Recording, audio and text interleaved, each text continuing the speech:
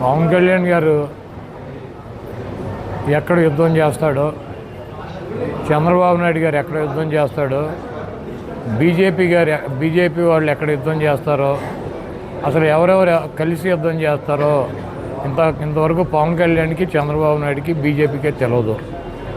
ఎవరు యుద్ధానికి రెడీ, ఎక్కడ ఎవరు యుద్ధానికి రెడీ వాళ్ళకి తెలుసా? కనీసం వాళ్ళకన్నా క్లారిటీ ఉందా?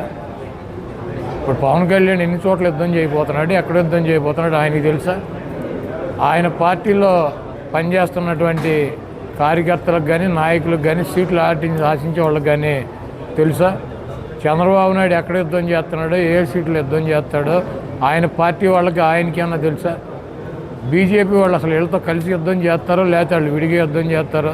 ఒకవేళ చేస్తే 3 చోట్ల చేస్తారో, 7 చోట్ల చేస్తారో, 12 చోట్ల చేస్తారో కనీసం వాళ్ళకన్నా తెలుసా?